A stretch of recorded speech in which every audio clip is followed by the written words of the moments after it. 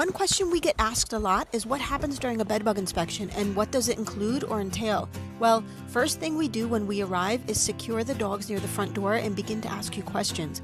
We try to learn the backstory and history of why we are there. Many times we will have the backstory prior to coming, but we'll often ask you again once we see you in person. There are so many different reasons why someone may request an inspection. Here are a few common ones. One is that you may be getting some sort of itchy bite-like reactions. Another is that you've had a known bedbug exposure. And a third is that another apartment in your building has them. There are so many other reasons why an inspection may be warranted, and we usually go through everything with you via text message prior to booking the inspection.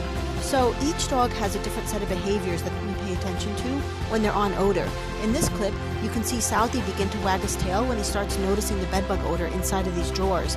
Then, we may do a quick visual inspection before the dog searches to determine if we see anything suspicious. We'll likely walk around the entire space with our flashlight. During this quick scan, we're looking for visible bedbug signs, but also powders or other substances that can harm the dog. Then, after we do a scan of every room, making sure it's safe for the dog to sniff around, we'll allow the dog to begin searching the environment.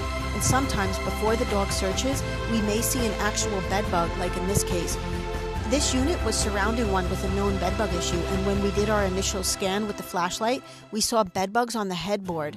In this video, Southy walks into the room and begins searching right away. He's going to search everything in the room, including the curtains and shades above, because sometimes a bedbug can hide high above if someone's self-treating.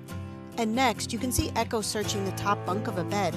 This particular scenario was a training event, so Ecko found the hidden vial of bugs and then gave us an alert. So as you can see, a bedbug inspection can be quite involved depending on the type of place we're searching. Feel free to reach out on our contact page and we'd be more than happy to talk through your specific situation.